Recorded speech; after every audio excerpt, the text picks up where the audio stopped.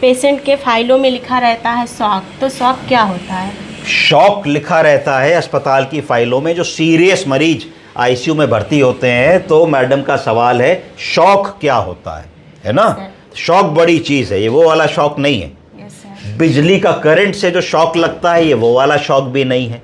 Shock का मतलब होता है एक ऐसी स्थिति जिसमें एक जीता जागता व्यक्ति जो कुछ देर पहले तक स्वतः अपना काम कर रहा है, जैसे मैं और आप कर रहे हैं, वो अपने कार्य को कर पाने की स्थिति में ना रहे और एकदम से उसकी चेतना चली जाए, ब्लड प्रेशर कम हो जाए, सांस लेने में प्रॉब्लम आने लगे, ब्रीदिंग डिफ़िकल्टी होने लगे, टट्टी पेशाब बिस्तर पे निकल जाए, एसिडोसिस होने लगे। इस तरीके की अगर सडन सिचुएशन आ रही है और इमरजेंसी में आप हैं और आप देख रहे हैं कि मरीज़ आया है, उसका ना तो बीपी मिल रहा है, पल्स बड़ी थ्रेडी मिल रही है, ब्रीदिंग बड़ी लेबर्ड है, SpO2 रीड नहीं कर रहा है, तो आप इमीडिएटली आपके मन में आना चाहिए कि मरीज़ किसी ना किसी कारण से शॉक में आया है। किस में आया है? शॉक में आया है। अब शॉक कई प्रकार के हो सकते हैं। अगर मान लो कि मरीज़ को 20 टट्टी लग गई कल रात से, उसने छोला भटूरा गोलगप्पा खाया तो शरीर का सारा पानी निकल गया। क्या हो गया? सारा पानी निकलने से मरीज का बीपी लो हो गया। उस शॉक को कह दोगे हाइपोवॉलेमिक शॉक। क्या कहोगे? Hypovolaemic shock. तो यहां बात आई कि साहब volume of total fluid in the body का डिप्लीशन हो गया, बाहर निकल गया और मरीज अपने आप को रिहाइड्रेट नहीं कर पाया कि अगर 3 लीटर टट्टी से पानी निकल गया तो 3-4 लीटर वो नींबू का पानी नहीं पी पाया, तो उसकी वजह से शरीर का कुल total volume of circulating fluid कम हो गया और कम होने के कारण मरीज का ब्लड प्रेशर बहुत कम हो गया। जब ब्लड प्रेशर कम हो गया तो हार्ट को ब्लड नहीं मिल रहा है, तो कार्डियक आउटपुट कम हो गया। जब कार्डियक आउटपुट कम हो गया तो सारी विसरल और पेरिफेरल ऑर्गन्स को हाइपोक्सिया होने लगा और वहां ब्लड की पूर्ति नहीं हो पा रही है, जिसके कारण मरीज हमारा जो है लगभग अचेत और मूर्छित अवस्था में आया है। बीपी नहीं मिल रहा है, पल्स थ्रेडी मिल रही है, ब्रीदिंग लेबर्ड है। ये एक मेडिकल इमरजेंसी आ गई। इस मेडिकल इमरजेंसी को अविलंब बिना समय को नष्ट किए आपको मैनेज करना है।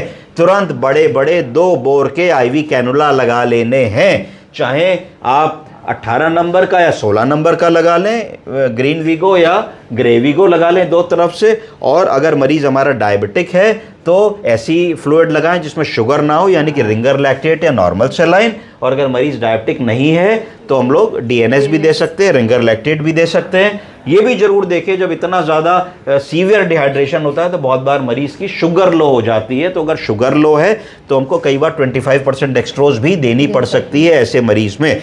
तो आप इमीडिएटली उसको 3 से 4 बोतल फ्लूइड देंगे, यानी कि 1.5 से 2 लीटर। अगर हाइपोवॉलेमिक शॉक हो रहा होगा तो मरीज एकदम आराम आने लगेगा। उसकी जो पल्स 150-160 चल रही है, जैसे जैसे बीपी बढ़ेगा पल्स 150-160 से कम होकर के 120-110 आने लगेगी। आपको पल्स मिलने लगेगी, पल्स रेगुलर भी होने लगेगी और धीरे धीरे मरीज की चेतनता वापस आने लगेगी। इसका मतलब है कि जो वॉल्यूम कम हो गया था पतली पार्टी के कारण, 20-25 लूज मोशंस हो गए थे, उसको आपने अविलंब समय बिना नष्ट किए रेप्लेनिश किया। तो रेप्लेनिश करते ही total volume of circulating fluid जब बराबर हुआ तो ये प्रॉब्लम सॉल्व हो गई। तो एक तरीके का ये शॉक हम लोगों ने सीखा। इस शॉक को हमने कौन सा शॉक कहा? Hypovolaemic shock. Hypovolaemic shock, volume की कमी के कारण होने वाले शॉक को हाइपोवॉलेमिक शॉक कह देंगे। दूसरा शॉक जो ओल्ड एज में बड़ा कॉमन होता है वो होता है सेप्टिसिमिक शॉक। बोलिए।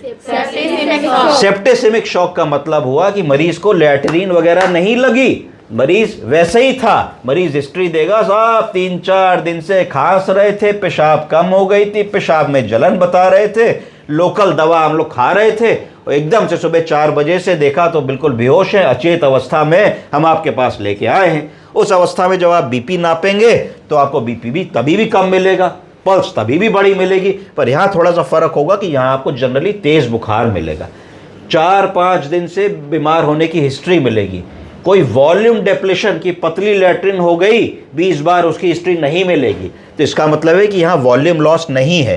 तो यहाँ पे आप दूसरा दिमाग लगाएंगे कि सेप्टिसिमिक शॉक तो नहीं हो रहा है। तो सेप्टिसीमिया, अगर कोई भी ऑर्गन में इन्फेक्शन लोकलाइज्ड होता है, फेफड़े में होगा तो कहोगे लंग इन्फेक्शन, चेस्ट इन्फेक्शन, पेशाब में होगा तो कहोगे यूटीआई, यूरिनरी ट्रैक्ट इन्फेक्शन। पर जब वो इन्फेक्शन अनट्रीटेड रहेगा और ठीक तरीके से इलाज नहीं करोगे तो वो इन्फेक्शन धीरे धीरे लोकलाइज्ड ना रह के ब्लड स्ट्रीम में आ जाता है और ब्लड स्ट्रीम में आके जनरलाइज्ड हो जाता है। तो जय बार दिल धड़क रहा है तय बार वो इन्फेक्शन को पूरी बॉडी में ट्रांसमिट कर रहा है। तो बॉडी के जो वाइटल ऑर्गन्स हैं, जो जरूरी हैं जिंदा रहने के लिए, heart, lung, liver, kidney, brain, सब जगह वो संक्रमित खून जाने लगता है, जिसके कारण हमें सेप्सिस होने लगती है। तो सेप्सिस होगी तो बुखार आएगा, टीएलसी बढ़ेगा, डीएलसी बढ़ेगा, ईएसआर बढ़ सकता है, सी रिएक्टिव प्रोटीन बढ़ेगा, सीरम प्रोकैल्सिटोनिन बढ़ेगा।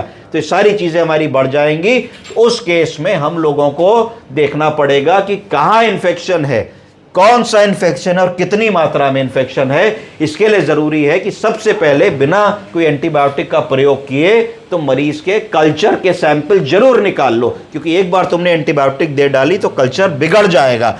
कौन कौन सा कल्चर लोगे?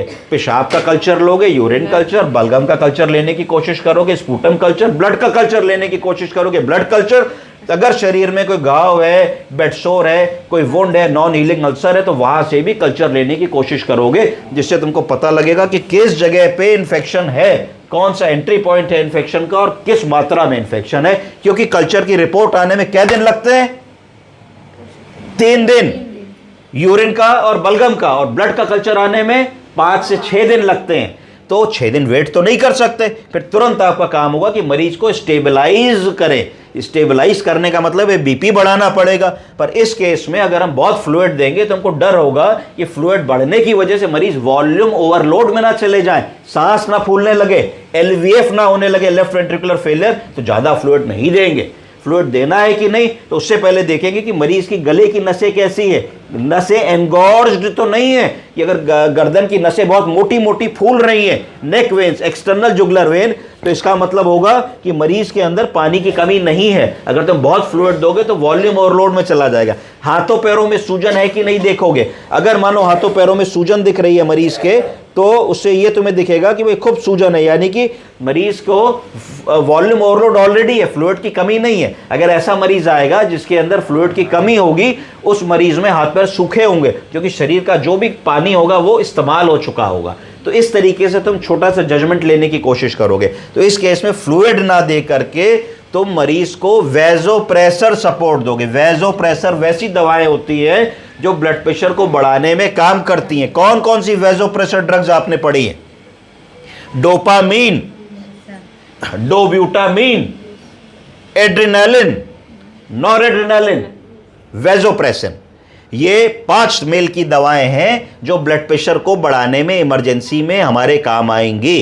तो इनको किस मात्रा में देना है आपके डॉक्टर बताएंगे। उसको उस मात्रा में बना करके इन्फ्यूजन पंप में लगा करके, और मरीज को जनरली अगर आप सबसे पहले नॉरेड्रेनालिन का प्रयोग कर रहे हैं तो 2 एम्पुल नॉरेड्रेनालिन ले लेंगे, 50 सीसी नॉर्मल सलाइन ले लेंगे, 54 सीसी का सॉल्यूशन बन गया, उसको 4 ml पर आवर पे लगा देंगे। जब तक कोई आ रहा है इतना कर जरूर देंगे कि एकदम से बीपी कम होते होते मरीज अरेस्ट में ना चला जाए। ठीक है जी। थोड़ा 100 ml फ्लूइड भी दे देंगे। 100 ml फ्लूइड दे देने में कोई ऐसी आफत नहीं। उसके बाद अगर आपको लग रहा है कि कुछ काम नहीं बन रहा है तो 200 mg हाइड्रोकॉर्टिसोन दे देंगे। अगर मरीज बिल्कुल है डायबिटिक नहीं है और 600 की शुगर नहीं है, कीटोन्स पॉजिटिव नहीं है, तो आप थोड़ा सा हाइड्रोकॉर्टिसोन दे देंगे। इतना मैनेजमेंट आपने इमीडिएटली कर दिया। जैसे ही कल्चर के सैंपल निकल गए तो एक ब्रॉड स्पेक्ट्रम एंटीबायोटिक लगा दी, मरीज को मॉनिटर से जोड़ दिया, चेस्ट लीड लगा दी, SpO2 लगा दिया, रेस्पिरेटरी रेट उसका नापने लगे। तो मोटा मोटा आपको ये समझ में आएगा आधे 1 घंटे में कि भाई आपके इलाज से अगर फायदा हो रहा होगा तो बीपी बढ़ने लगेगा, पल्स कम होने लगेगी, SpO2 मेंटेन होने लगेगा, मरीज की कॉन्शियसनेस आने लगेगी। पेशाब की नली डालोगे तो ब्लड प्रेशर जब बढ़ेगा तो मीन आर्टीरियल प्रेशर बढ़ेगा, मीन आर्टीरियल प्रेशर बढ़ेगा तो अल्ट्रा फिल्ट्रेशन शुरू होगा, अल्ट्रा फिल्ट्रेशन शुरू होगा तो पेशाब आनी शुरू हो जाएगी। तो तुम समझोगे हाँ भैया ब्लड प्रेशर बढ़ गया। तो ब्लड प्रेशर जब बढ़ गया तो पेशाब आना शुरू हो गया, है ना। तो ये सब छोटी छोटी चीजें आपको देखनी होगी, तब आप शौक समझ पाएंगे कि ये कौन सा शौक है। वो चाट खाने का शौक वाला शौक है कि करंट वाला शौक है कि हाइपोवोलेमिक शौक है या सेप्टिसेमिक शौक है। ठीक है जी। कुछ शौक और भी हैं, उसके बारे में हम लोग अगली क्लास में बात करेंगे। Yes sir. Thank you. Thank you sir.